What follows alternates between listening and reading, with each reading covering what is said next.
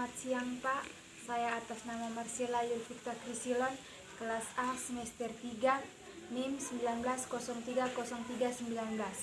Saya akan menjelaskan review buku pertama. Petunjuk penelitian organisasi di dunia nyata. Hasil penelitian tersebut mungkin penting bagi organisasi itu, tetapi sulit untuk digeneralisasikan di tempat lain. Di sisi lain, organisasi mungkin juga peduli dengan klarifikasi, validasi, atau membangun teori. Kepentingannya bagi organisasi individu dapat ditentukan oleh sejauh mana yang teori ini dapat diterjemahkan dalam konteks organisasi tertentu. Namun, sebagian besar organisasi hanya akan melihat penelitian sebagai valid jika dipandang mengarah pada praktik. Yang kedua, sifat teori. Misalnya, seseorang mungkin memiliki teori kegagalan bisnis. Faktor-faktor itu mungkin menjelaskan hal ini bisa jadi praktik manajemen yang buruk, hubungan perburuan yang antagonis, pelatihan staf yang tidak memadai, atau kurangnya investasi. Kegagalan bisnis yang sebenarnya harus dijelaskan dengan memeriksa dan memahami keterkaitan tersebut di antara faktor-faktor ini. Alasan induktif dan deduktif. Proses deduktif. Pendekatan deduktif bergerak menuju pergerakan hipotesis. Setelah itu prinsip Ciple dikonfirmasi, dibantu atau dimodifikasi.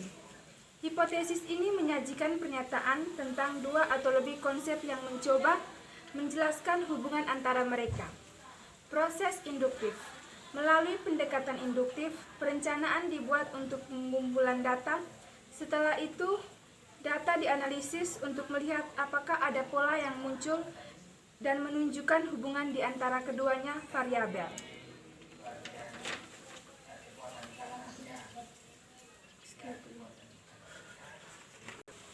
Jangan lihat-lihat ke bawah tuh. Hai, Sasus buka apa kamu omong lagi? Perspektif epistemologi dan ontologi. Salah satu masalah di sini bukan hanya susunan teori kinerja yang membingungkan, spektrum dan metodologi, tetapi fakta bahwa terminologi diterapkan pada mereka seringkali tidak konsisten. Ada hubungan antara sikap teoritis yang diopsi oleh peneliti, yaitu metodologi dan metode yang digunakan, serta pandangan peneliti tentang epistemologi. Perspektif teoritis. Dari perspektif teoritis yang berbeda, tersedia positivisme sebagai pentayan. Interpretivisme adalah atau telah di antara yang paling berpengaruh. Sejumlah sikap lain seperti penyelidikan kritis, postmodernisme, dan feminisme akan digunakan di sini untuk menggambarkan nilai mengadopsi perspektif teoritis itu.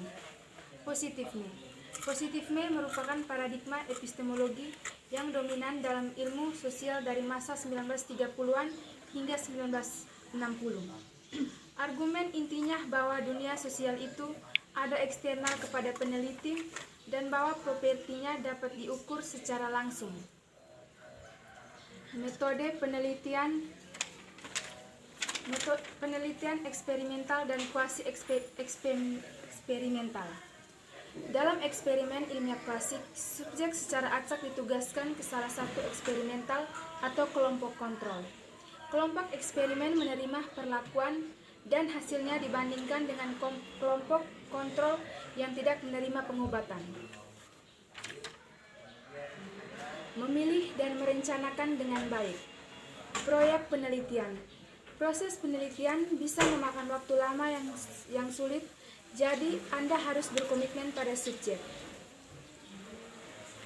Jadi, misalnya, menyelidiki outlet retail mungkin tidak terbukti sangat mencerahkan. Di sisi lain, studi tentang logistik pasokan secara umum mungkin menawarkan ruang lingkup yang lebih besar untuk proses penelitian. Kisaran literatur yang menghina dan nilai hasil penelitian. Menemukan literatur. Ini bukan sekedar proses berurutan untuk pertama kali menemukan literatur yang Anda butuhkan dan kemudian meninjaunya. Seperti yang akan kita lihat, Ini lebih lazim dilakukan berulang-ulang dengan mencari, meninjau, dan kemudian lebih banyak mencari. Pada dasarnya, pada dua area utama yang akan dicari. Literatur yang berhubungan dengan subjek penelitian Anda, literatur dengan metodologi penelitian dan metode pengumpulan data. Perencanaan pencarian. Pada awalnya, Anda mungkin hanya memiliki gagasan umum tentang tema penelitian. Misalnya, manajemen kinerja di perusahaan Anda, efektivitas campuran kemampuan mengajar, sikap publik terhadap integrasi pasien ke dalam masyarakat. Menemukan bahan referensi. Tidak ada urutan ketat di mana Anda harus mencari sumber. Artikel jurnal. Tapi pastikan Anda berkonsentrasi pada jurnal yang ditinjau oleh rekan sejawat.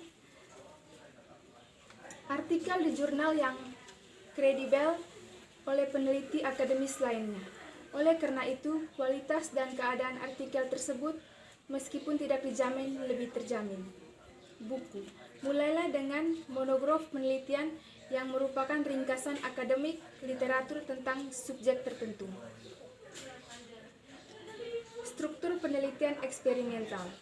Tahap perencanaan dan tahap operasional. Pada tahap perencanaan, masalah utama atau pernyataan penelitian dapat diajukan dan literatur yang relevan dan teori diselidiki. Dan ini harus dimungkinkan untuk merumuskan hipotesis penelitian.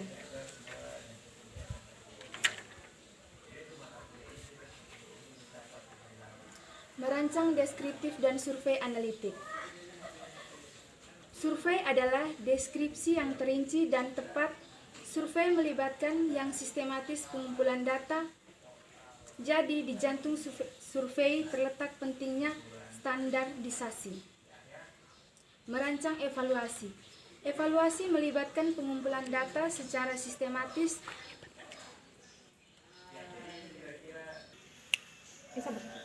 Merancang studi kasus.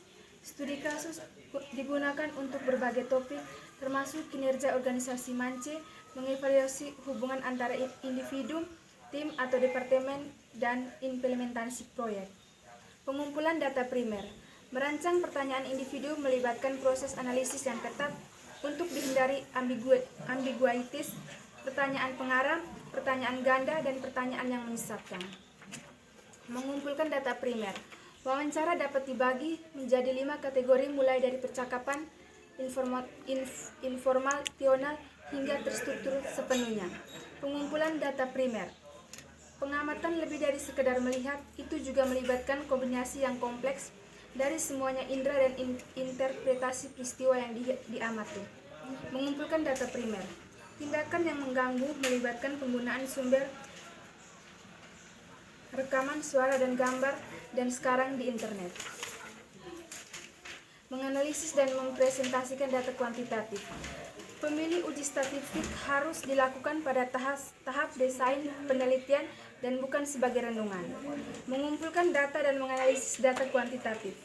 Data kualitatif dapat memiliki kualitas tidak dapat disangkal karena pada konteks alami pengaturan lapangan.